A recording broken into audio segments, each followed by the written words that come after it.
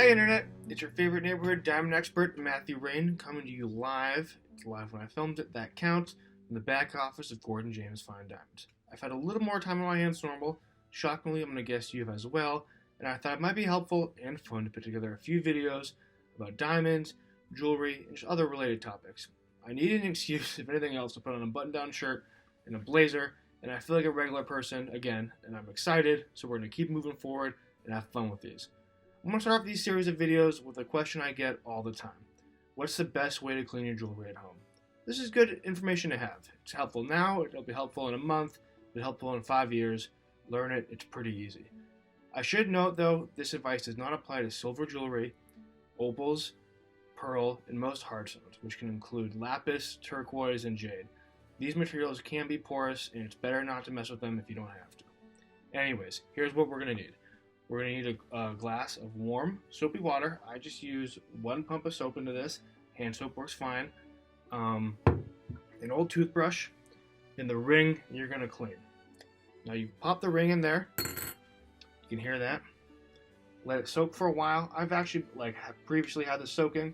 You're going to want to let it soak for about 5 to 10 minutes. I've already done that. It's pretty simple. Next step, you take your ring out after it's been soaking. Take your toothbrush. And just scrub it.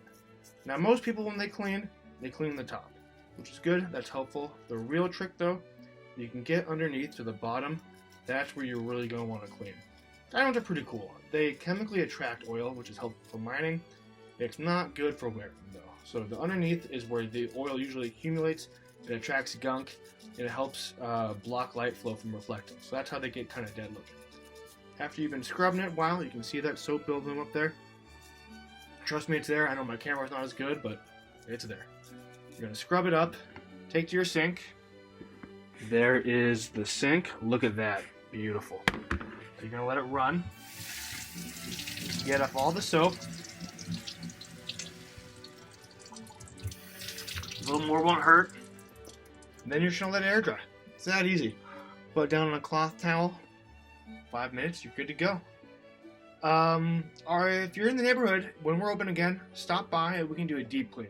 We have an ultrasonic to really shake out the nooks and crannies, and then we have a steamer that allows us to dry it and blast out anything else.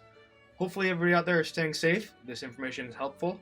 We're looking forward to seeing you all soon. If you have any questions, please don't hesitate to reach out with a comment or an email if it's about this video or information you want to see down the road.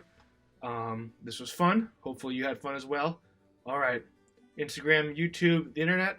Matthew Rain signing off. We'll see you next week.